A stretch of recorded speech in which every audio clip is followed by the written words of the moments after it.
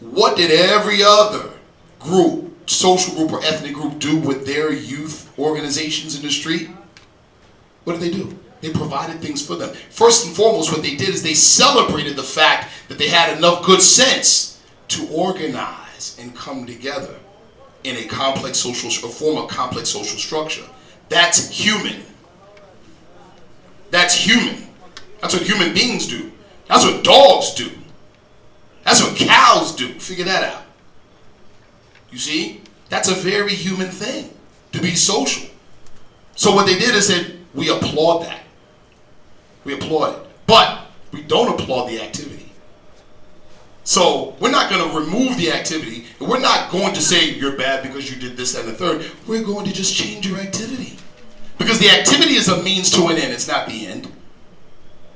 The activity is a means to an end. So we're just going to change the activity. So Achilles Sherrill, who's familiar with him? Achilles Sherrill was one of the major people that formed the gang truce between Bloods and Crips in Los Angeles in the early 90s. Right? They drew up a treaty.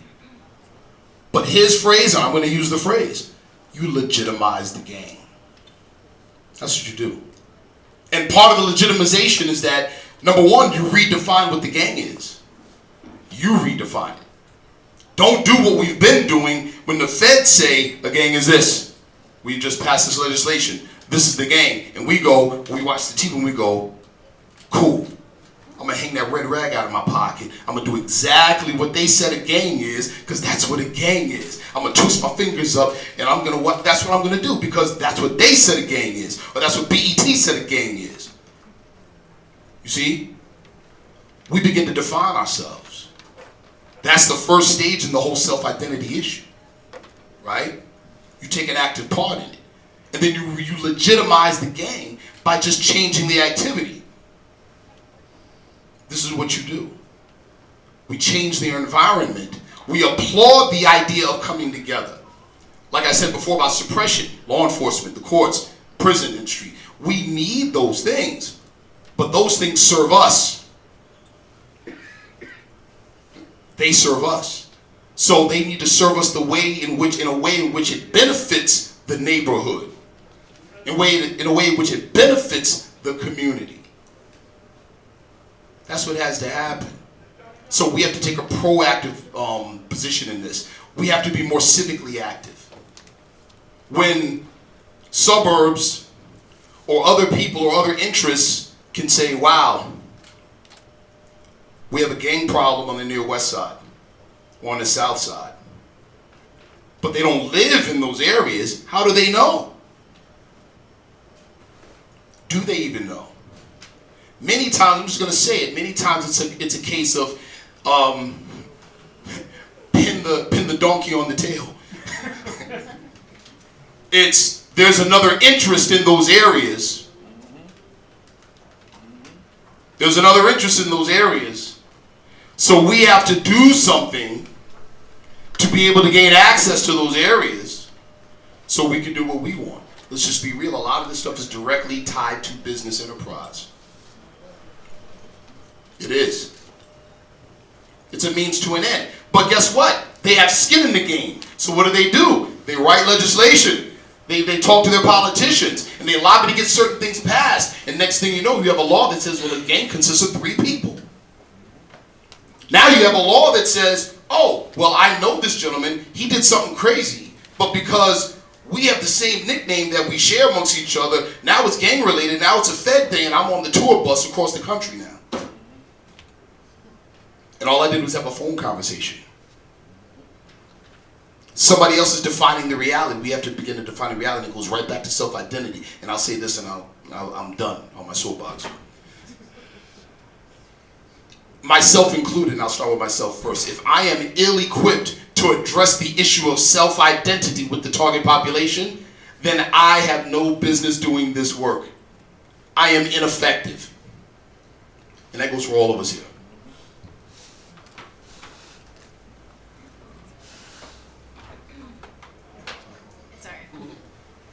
So when we're asking our kids to get out of gangs, what are we asking them to get into?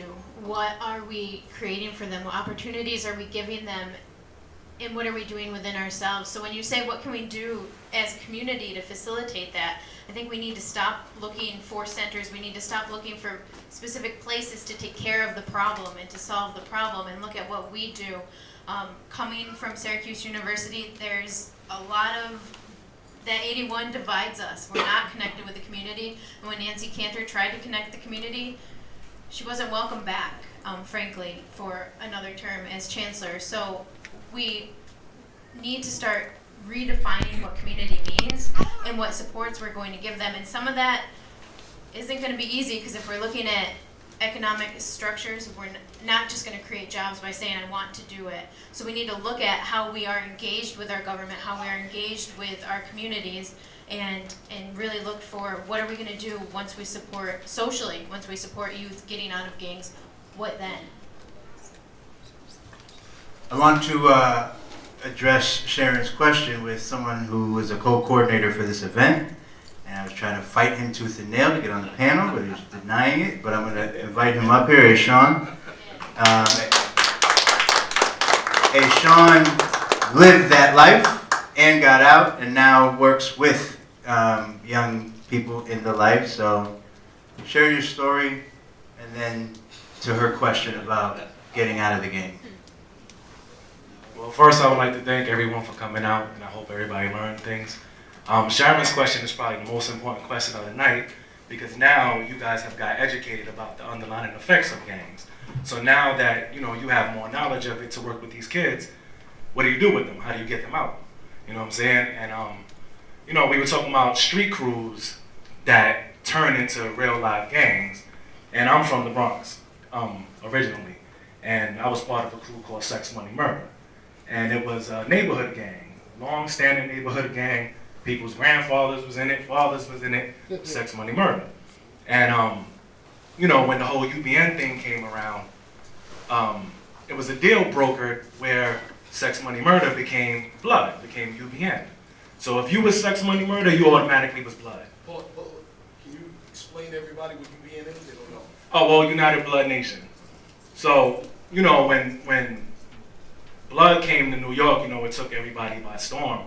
And, there was a lack of identity for the young black kids as far as, what we call gang structure, because the Latino kids, they had the Latin Kings and they had the Ñatas, and, they're the type of people to where, me and Sharik talk about all the time, from the rip, from the jump, they identify with each other, they take each other in.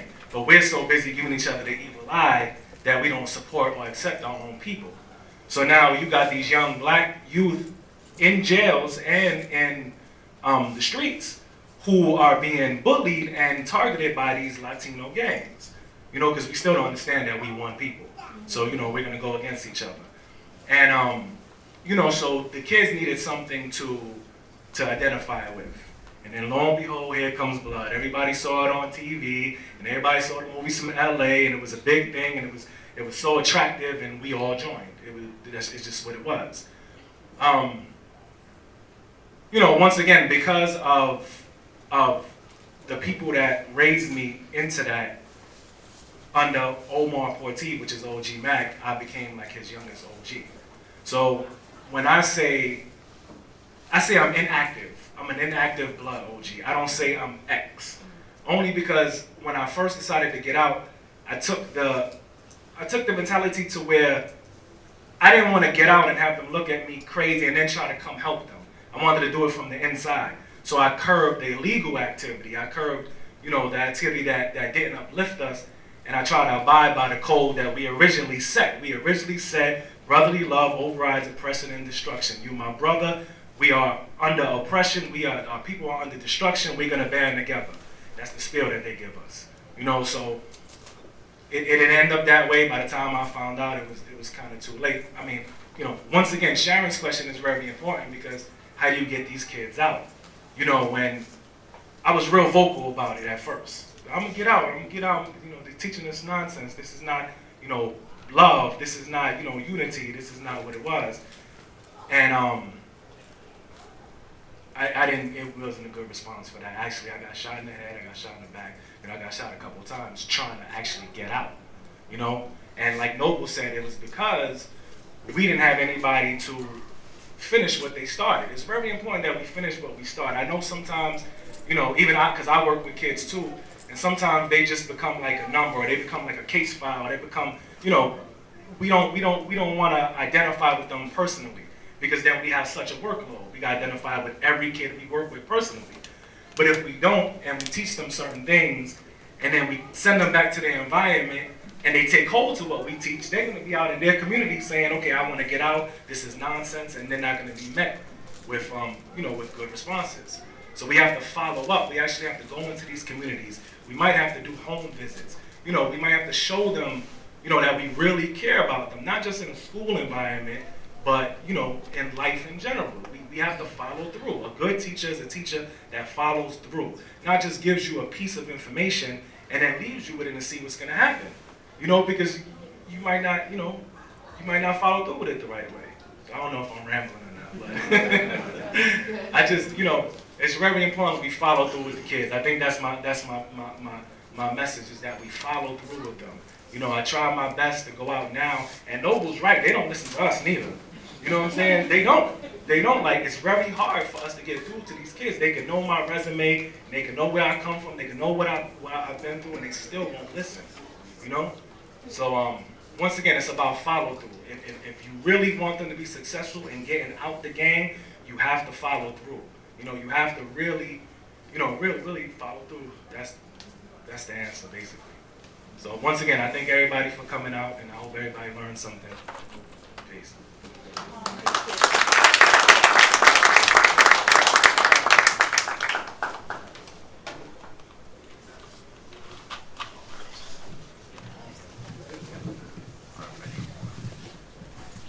Okay, I got it's kind of a two-part question.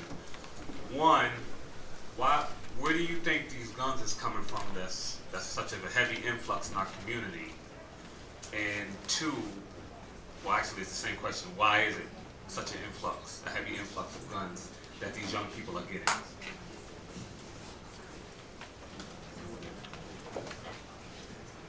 I'll let everybody touch on it, but I know from my personal experience from when I was doing what I was doing, we were getting a lot of them from Arizona, Atlanta, and I knew a lot of people that would actually come in, ship them in, and then sell them to different communities. So from my own personal experience with different states, especially different states with a lot weaker gun laws, where people can just go in, buy some guns, and bring them down. I actually we had a list of people that would go out and get us 10, 15 guns, per month and bring them down. So. To be honest, again, it's supply and demand. You don't have one without the other. People are supplying and demand. If you are inclined to look at the amount of people that own, firearm licenses, to sell and distribute firearms, the private end, in the private sector, it's pretty big. Which lets you know what? Somebody's buying them. Somebody's looking for them. And a lot of those someones are in what we call the hood. There's a demand. So that goes back to our mindset. Now, why is it allowed? If we took a map of Syracuse, New York, and looked at it, and then put pins, we've seen these maps before, and put pins on areas of concentrated violent activity, we know where the guns are generally, right? And then you look at the sheer amount of pins that we'll have, it'll give you an idea of how many guns. And then just ask yourself the simple question, people. Take your emotions out of it and say, what type of transportation, communication, logistics, accounting, etc. has to happen for this many guns to be in Syracuse unlicensed, again, with people that are unlicensed users? That means that someone in certain